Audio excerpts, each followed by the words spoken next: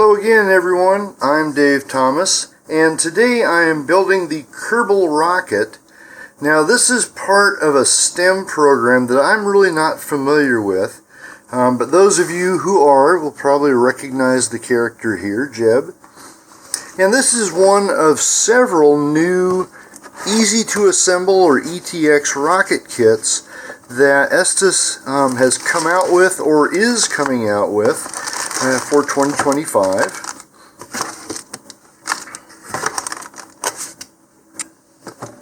And so I've bought a squadron's worth of these new rockets. All of them are pre-decorated, pre-colored. You don't need to paint them. You don't need to put on the decals.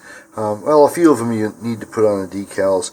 But all of these should go together in about an hour or less. In fact, this is probably the most complex of them. Alright, so let's go ahead and open these up and find our instructions to begin with. Okay, there's our main body tube. Alrighty, so for our rocket here, alright, body tube we found. This is the nose cone, fin can and nozzle assembly. And then we've got all the little parts here.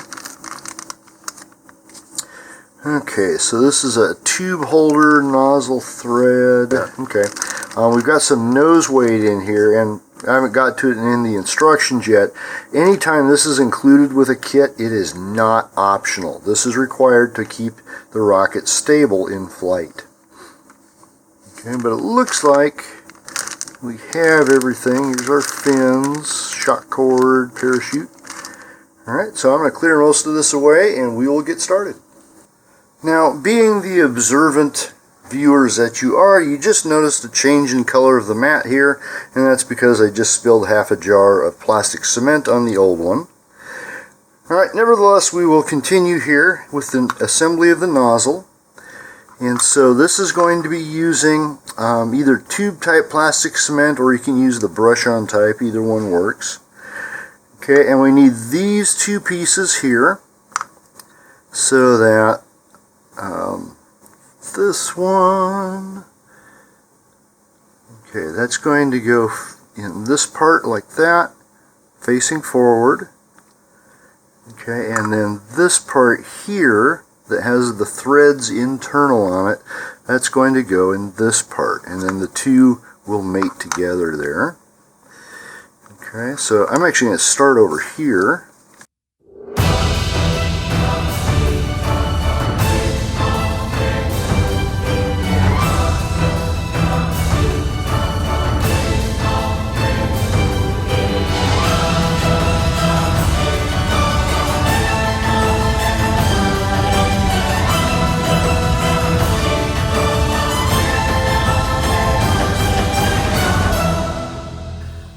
Go, and then we'll just transfer these over. Okay, and there's a notch here, and that goes over the little bump that's in this side of the nozzle. Okay, now this has to go with the smaller ring facing outward. Alright, now we'll just put these two together. Alright, and I'm going to hold that together for about 60 seconds and then I'll come back. Next we're going to assemble the fin can, and at first glance this kind of took me aback here because that is an engine block built into there. Okay, and then the tube here was supposed to go on like this, and this goes on here. And I was wondering, how are you going to get a motor past that? And what actually happens is that the motor is fitting mostly in the nozzle here. Okay, so the first thing we're going to do is glue the tube here into this adapter. Now, they're using tube type cement again. I'm going to use some thick super glue because I find it's better for joining dissimilar materials. Alright, so we're just going to go ahead and put this around.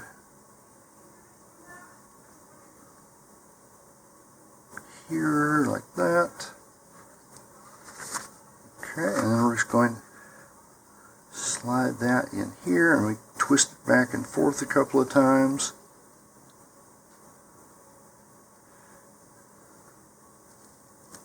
Okay, I'm going to let that dry for a few minutes before we put it into the fin can.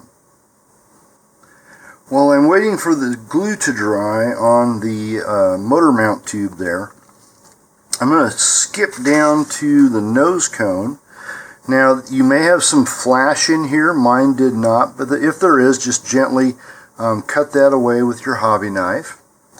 And now I'm going to put the clay in. And again, this is not an optional step. If you don't do this, the rocket's going to be unstable in flight and a potential danger to others.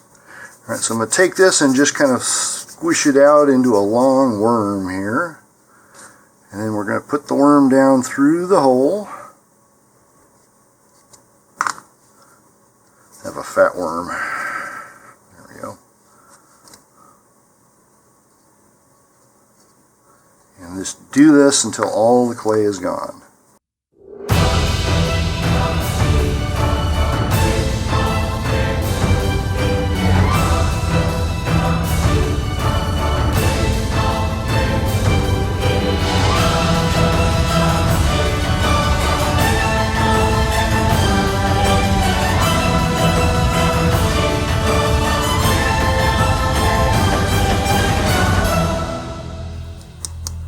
Now it's all in. I'm just going to kind of whack it down to the bottom a few times.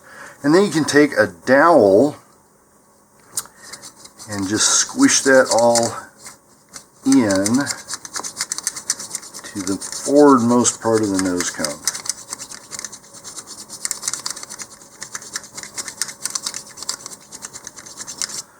Now it's kind of hard to look down it, but you can. Just check on your progress here. Mainly you don't want anything that's still in its worm shape there, just kind of floating around in the nose cone. It should all be in the forward tip here. Okay, so I think we can go ahead and put our fin can together now. So take the two halves of this. Alright, now this flange here is going to fit right in here, and then the tube will be resting against this little cradle that's built into it. Now the tube itself is actually not a motor mount as such. It's a venting tube to bypass the fin can so that when the ejection charge goes off, it doesn't just fill up the fin can, it goes up into the rest of the rocket. Once again, we're going to use some plastic cement to put this together. So basically we're going to go through, oh, don't get that part. Okay, this is where the fins are going to go. Get all of the raised edges here, including the threads, but be kind of careful that you don't just fill the threads up with glue.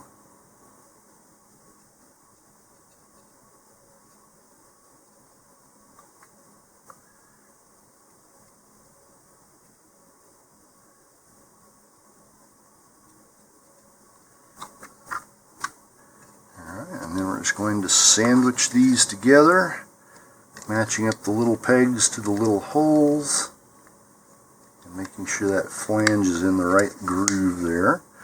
Okay, and once again, I'm going to let this dry. While the glue on the fin can continues to dry, I'm going to turn my attention to the parachute here. So this is in the same small parts package. So first of all, just lay this out, and then take the shroud lines here and then loop those over one finger. And then I'm going to go and take the center of the parachute sheet, alright, and I'm going to have my loops in one hand, parachute in the other. And now I'm just going to change the relative lengths here until all of the corners line up, just like that. Alright, now if you want to do it according to the instructions, then what you will do is take that set of loops, put them through the eyelet, pull them out, and then you're going to take the entire parachute and pass that through and then pull it tight. Now those of you who've seen my other videos know I don't like to do that. I like to use snap swivels because it allows me to change the parachutes out quickly if I need to. It also, theoretically at least, helps prevent twisting of the shroud lines. In practice, these things don't have much of bearings on them, so it doesn't work quite as well as one might hope, but it still does work a little bit. Alright, so I'm coming back to where I was, where I've got equal shroud lines there. Alright, now the snap swivel does not come with the kit, but you can buy this just about any place that has fishing tackle. The size doesn't matter a whole lot as long as the snap part will fit over the eyelet without it getting jammed into place. Alright, now take your loops and push those through the swivel end, the non-clip end there. Alright, we're going to pull those through. Alright, once more we can double check our lines. Okay, if you like the way they are, then go ahead and now we'll take the swivel, pass it through the loops, pull the loops down, and then pull it tight. And that forms its own little knot there. One last check. Alright, so if it came out uneven, you can loosen that knot at this point and try again. Once you do have it where you want it, then you can go ahead and just put a little dab of white glue or wood glue on this. Fancy glue bottle, and it still gets clogged.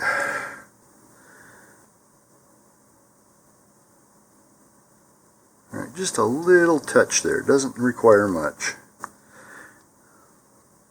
And then just kind of work that into the knot, and that'll just keep it from coming loose.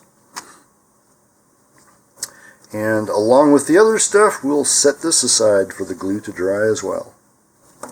Returning to our fin can, we can now put the fins in. Now, two of the fins, the one that goes here and the one that goes here, are on those seam lines. So if putting the fins in causes it to separate, take it back out and it means the glue's not completely set yet and you need to wait a little bit longer. I'm just going to try it here. Alright, so these simply fit into the holes and then you push it forward. Alright, that looks okay. You do not have to glue these, they're just showing it as friction fit, and then when the nozzle's in place that blocks them from coming out. If you do want to glue them into place, I'll show you an easy way to do that here. But first I'm going to put all my fins in.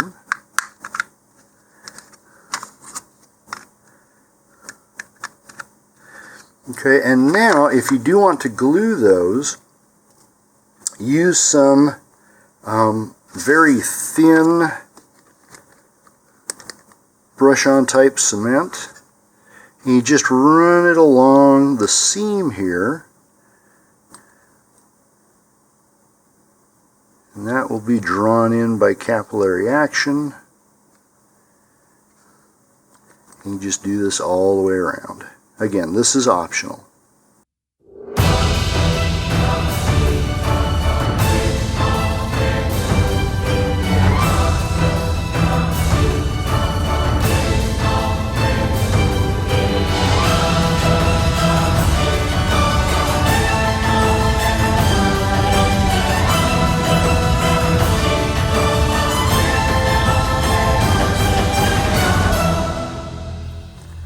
Now, as long as you didn't go overboard here and have dripping cement, we can go directly on to the next part, which will be putting this into the body tube.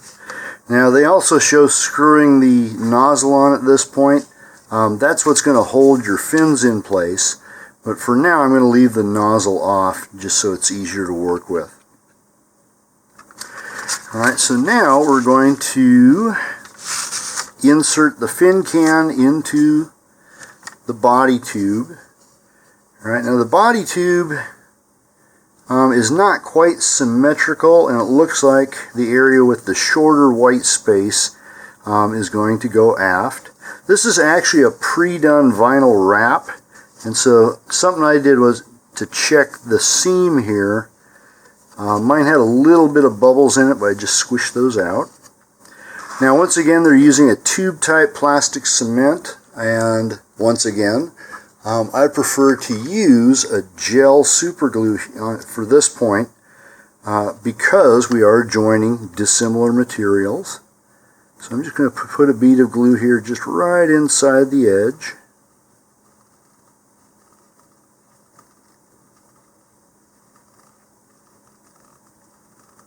Like that.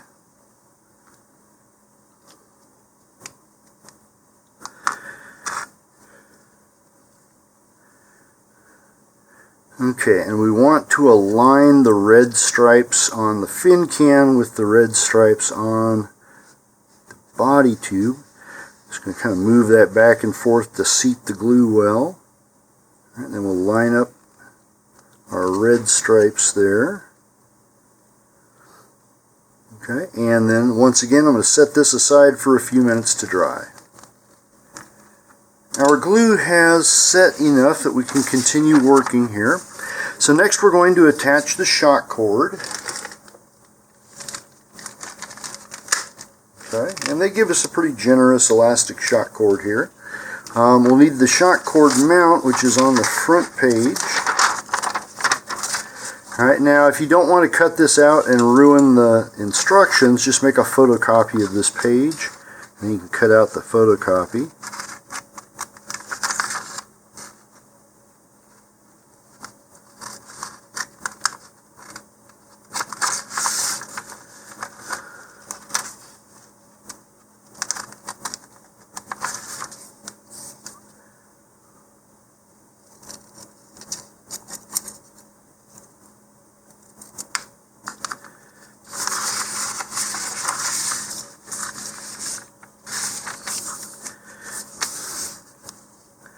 Alright, now what we're going to do here, the way they show it in the instructions, you simply put glue all over this and then put the shock cord over the 2 and the 3, and then you fold the 1 over the 2 over the 3, and the problem with this is that you get 2 thicknesses of the shock cord, one on top of each other, and it creates kind of a bulge inside the body tube.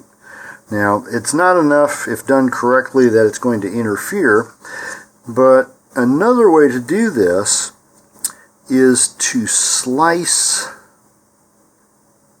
the shock cord up its end like this, making kind of a fork in it. Okay, and then you spread the fork across in the 2 section there, so that when that folds up, the 2 forks go on either side of the main part of the shock cord there, and so it lays flatter that way. Again, for this we're going to use wood glue or white glue, and here you want to use the glue pretty generously, because what we want is a nice laminate of paper and glue and shock cord all together with no air in it. So I'm just going to spread this around a little bit. Okay, now I'm going to take the forks here, spread those across.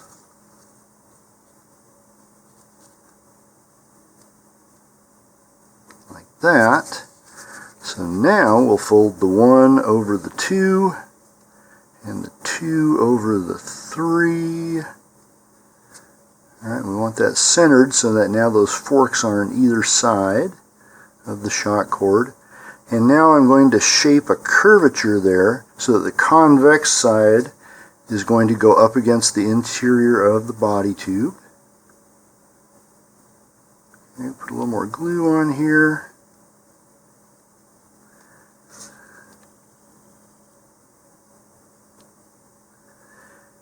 Alright, now this is going to go inside our body tube. Excuse the fruit fly there, it's from one of my colleagues' genetics lab. Alright, and we want this to go down at least 1.5 inches. I prefer longer, so basically as far as you can fit it with your finger and still press against it. Okay, so now what I'm doing is I'm pressing against the shock cord mount and the body tube against my hand here and just squashing that all flat. Okay, and I don't think I've got enough camera. Oh, there, you can just barely see it. Okay, that's what we want. So now we're going to let that dry again. See, most of this rocket is actually spent waiting for glue to dry. And we'll be back as soon as that's ready. About 10 minutes has passed, and so now we're going to attach everything and put the whole rocket together here. So for our nose cone, we're going to attach this to the shock cord using a double knot. And this is kind of neat where they've got a kind of a peg here, and that's to keep the knot from moving. Alright, so a double knot or 2 half hitches here.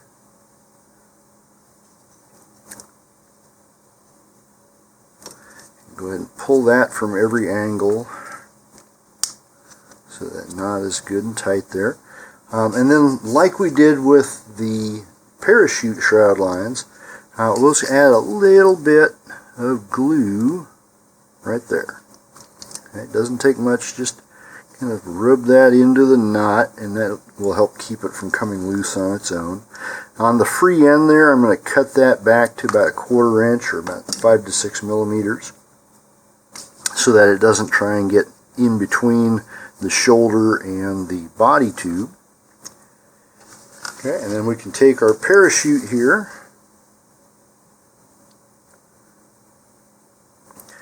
Alright, and that's going to attach right next to the shock cord, like that. Now, if you're prepping for launch, you want to fold your parachute nicely. If you're not, you can just kind of roll it up. But what I'm doing here is matching corners with each other here. So I'm going to fold this in half so that corners overlap, like that. Okay, and I'm going to take one of the corners here on the side and I'm going to move that over so that they all overlap right there. And we'll do the same thing on the other side. Again, overlapping all the corners.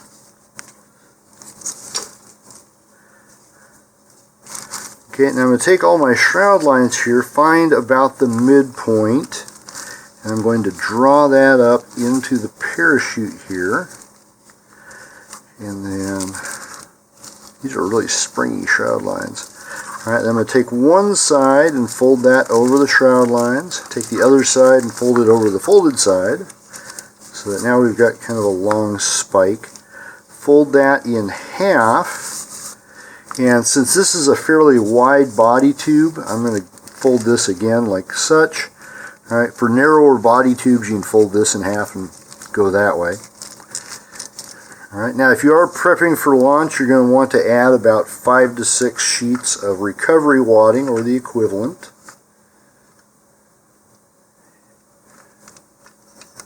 Alright, and then we're just going to take the shock cord here and put that inside. Alright, we're going to follow that with the parachute. And then anything that still remains we'll just stuff down on top, and then make sure we don't get anything caught between the nose cone shoulder and the body tube. Okay, and once again we want to align this. We don't have to, as it's coming off anyway. Alright, but to keep it consistent with the rest of the motif, we'll align this stripe with this stripe here. Alright, and then if we were actually prepping this for flight, we'd stick the motor down inside there with the nozzle of the motor at this end, and then screw that on. Okay, and that's it. So this is my Kerbal spaceship here. Alright, in terms of actual time here, this took right about an hour to build. And I hope you had fun building this with me. Have a great launch and a safe recovery. And please stay tuned for more of my videos.